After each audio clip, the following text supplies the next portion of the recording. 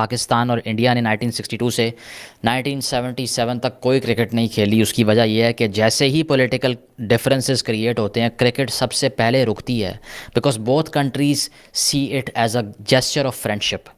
ये सिर्फ एक गेम नहीं है। जिस तरह अमेरिका ने ईरान को लेट 90s में वर्ल्ड कप में खेल लिया, ईरान ने भी इंगेज किया, अमेरिका ने भी इंगेज किया, though both the countries were fierce enemies.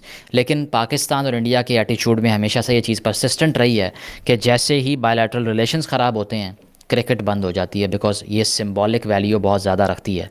लेकिन मेरा सवाल वही है शाहिद साहब कि अगर वो अपनी बात से मुकर रहे हैं, ये उनका कसूर नहीं है। आपने कोई चीज़ सही से रिटर्न में नहीं ली, आपके पास पूरी डॉक्यूमेंटेशन होनी चाहिए थी जिसकी बेस पे आप अदालत में भी गए थे, वहां पे भी आपको नुकसान उठाना पड़ा, तो आपने कुछ लिया ही नहीं था ना। ये भी हमारे यहाँ सबसे मेन चीज़ यही हुआ ना कि एक बोर्ड चेंज हुआ, दूसरा बोर्ड आया।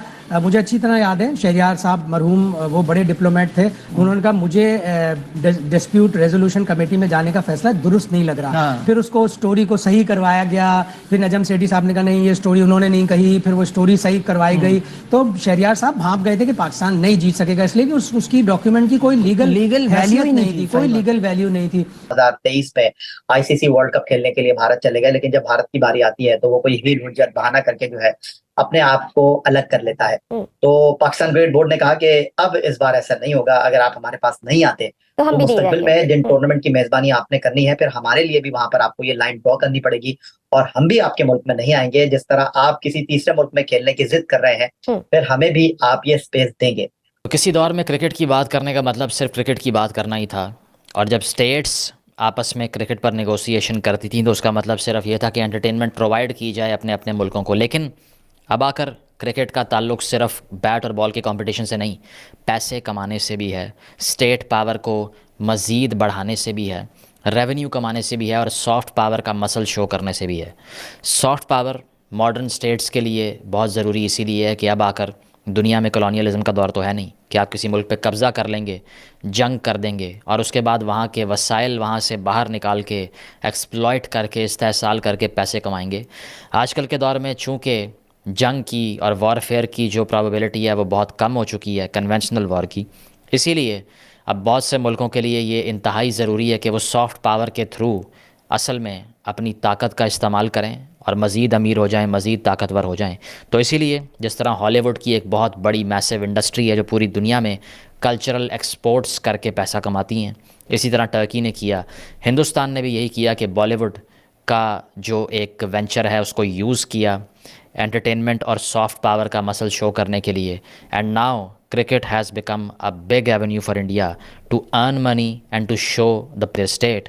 तो इसीलिए आज जो हम बात करने जा रहे हैं वो खालिसतन सिर्फ क्रिकेट की एज एन एंटरटेनिंग फैकल्टी की बात नहीं हो रही, बल्कि बात इस चीज़ की हो रही है कि पाकिस्तान और हिंदुस्तान जब कलेक्टिवली इमेजिन किए जाते हैं तो शायद सबसे बड़ी कॉमनैलिटी अब इन दोनों मुल्कों की हिस्ट्री भी नहीं बची। उसकी वजह यह है कि पाकिस्तान यानी कि 1947 के बाद से इस तरफ जो लोग थे, जो तारीख़ उन्होंने पढ़ी या जिस तरह से उन्होंने अपने आप को आइडेंटिफाई किया, I can say by my own very experience कि लोग यहाँ पर अब शायद 5 to 10% भी आइडेंटिफाई ना करें कि हमारा ताल्लुक़ इंडियन सिविलाइजेशन से कभी था भी।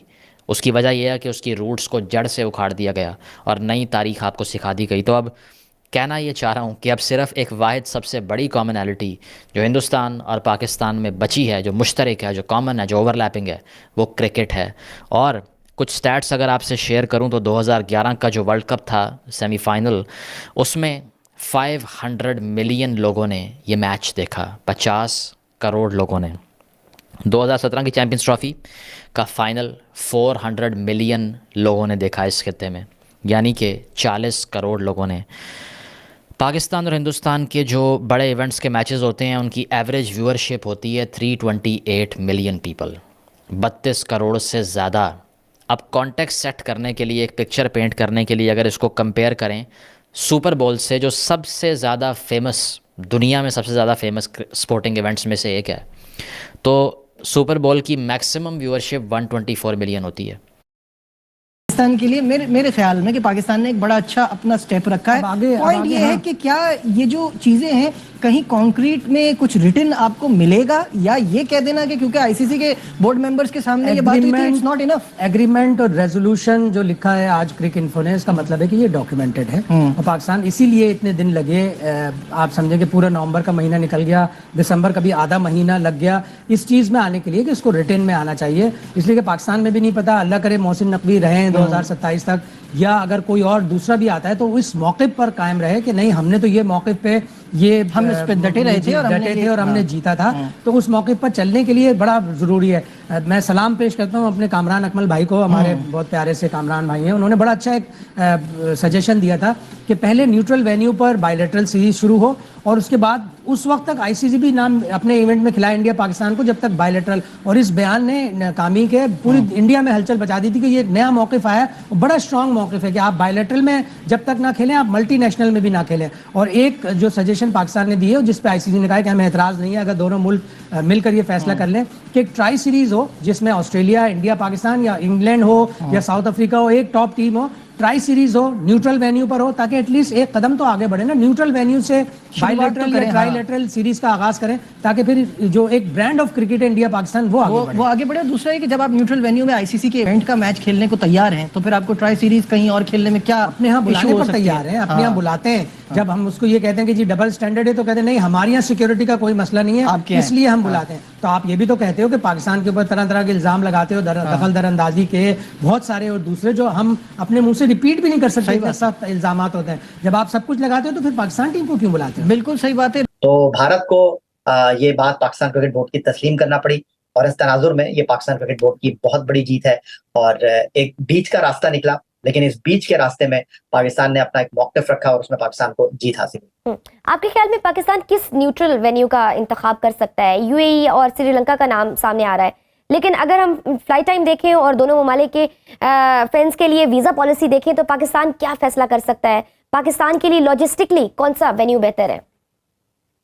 देखिए, श्रीलंका का नाम जरूर आ रहा है, लेकिन श्रीलंका इस दौड़ में है नहीं। अगर आपको याद हो, हम एशिया कप भी श्रीलंका के साथ ज्वाइंटली होस्ट कर चुके हैं पिछले साल 2023 में। इस बार यूएई ही होगा पाकिस्तान का साथ आईसीसी चैंपियंस ट्रॉफी का मुश्तरका मेजबान, और पाकिस्तान तो अपने मैच पाकिस्तान में ही खेलेगा, क्योंकि पाकिस्तान और भारत को एक ही ग्रुप में रखा जाएगा। अभी शेड्यूल जो है वो अनवील होना है, लेकिन भारत अपने तमाम मैच जो है वो यूएई में खेलेगा, और सेमीफाइनल में पहुंचा तो वो भी यूएई में खेलेगा, फाइनल में पहुंचा तो वो भी दुबई ही में मुनक्किद होगा। नाम जरूर आया श्रीलंका का, और ये सिर्फ आपको डिट्रैक करने के लिए या थोड़ा सा एक हाइप क्रिएट करने के लिए, अदरवाइज इस टूर्नामेंट का होस्ट पाकिस्तान और दुबई ही है। राइट। फिलहाल तो ये तकरीबन या 3 साल के लिए तय पाया है, लेकिन क्या इसके बाद आपको क्या लगता है क्या होगा? क्या इस फॉर्मूले में इसी तरह तोसी होती रहेगी और दोनों ममालिक दोबारा कभी एक दूसरे के मुल्क में नहीं खेलेंगे?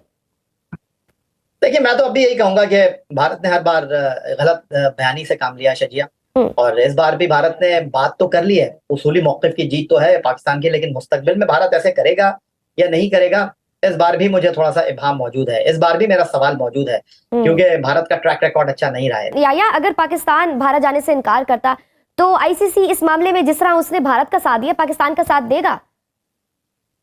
देखिए, अब यहाँ पर एक चीज ये है कि ये लिखत पढ़त के हद तक है। तो पाकिस्तान ने अपना केस तो स्ट्रॉन्ग किया है, इंटरनेशनल क्रिकेट काउंसिल के प्लेटफॉर्म पर इस बात को उठाया तो गया है, लेकिन इस बार वैसा नहीं होगा जैसे माजी में उतार हुआ है कि पाकिस्तान को तड़ी लगा दी गई कि जी आपने जो है वो पार्टिसिपेशन जो है वो मुआहदे को साइन किया हुआ है, अगर आप नहीं खेलने आएंगे तो आपको जो है वो लेने के देने पड़ सकते हैं, आपको फाइन हो सकता है। इस बार ऐसा नहीं होगा, इस बार आप तड़ी नहीं लगाते पाकिस्तान को, इस बार आप पाकिस्तान को घेर नहीं सकते, क्योंकि पाकिस्तान ने अपना केस बहुत अच्छे तरीके से हैंडल किया है, अपने कार्ड बहुत अच्छे तरीके से खेले हैं, तो ये इतना आसान होगा नहीं। जय हिंद। चैंपियंस ट्रॉफी 2025 की मेजबानी को लेकर चल रहा विवाद खत्म हो गया है। अब ये टूर्नामेंट हाइब्रिड मॉडल पर खेला जाएगा। इसी बीच टूर्नामेंट के फुल शेड्यूल पर अहम अपडेट सामने आया है। इस टूर्नामेंट का पहला मैच पाकिस्तान और न्यूजीलैंड के बीच 19 फरवरी को खेला जा सकता है। इसके बाद दूसरा मैच भारत और बांग्लादेश के बीच है।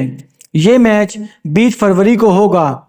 चैंपियंस ट्रॉफी में टीम इंडिया 3 ग्रुप मैच खेलेगी। भारत का पहला मैच बांग्लादेश से हो सकता है, दूसरा मैच पाकिस्तान से होने की उम्मीद है। वहीं भारत का आखिरी मैच न्यूजीलैंड से हो सकता है। टीम इंडिया का पाकिस्तान से 23 फरवरी को मुकाबला हो सकता है।